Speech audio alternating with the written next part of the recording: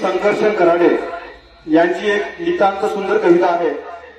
एका मुलाने आपल्या आईला जो संवाद केला आहे त्याबद्दल ती कविता आहे, मी आपल्या समोर सादर करतो। धपाधप पाय टाकत, धपाधप पाय आपटत एक लेकरू घरी आलं, वस्तूची फेकाफेक करत घरामध्ये गेलं।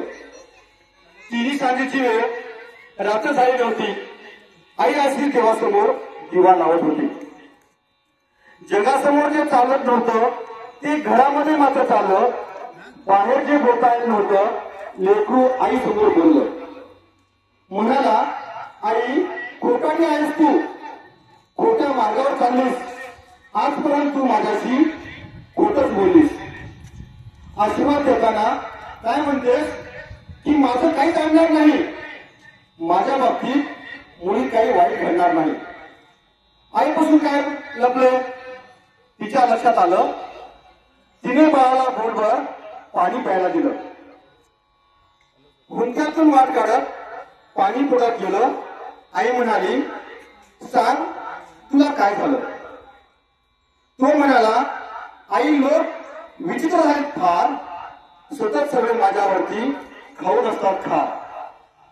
त्यांच्या त्या अशांत अस्वस्थ नजरा मला कळतात, जाणवतं मला माझ्यावरती ते खूप खूप जळतात।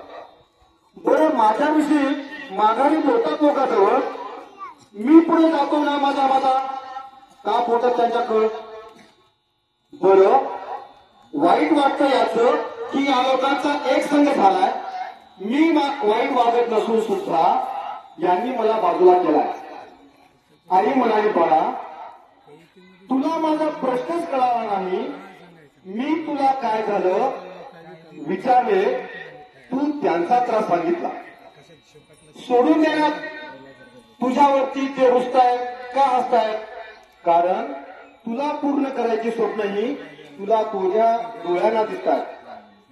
त्यामुळे तुझ्या अपयशाचे लोक पाहतात की सर्व स्वप्न खोटी कर, दुसऱ्यांची रेख पुसण्यापेक्षा तू स्वतःची रेख मोठी कर।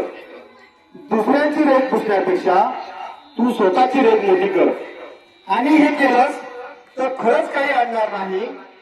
आणि आई आजही तेच म्हणेल, माझ्या बाळाचं वाईट काहीच घडणार नाही।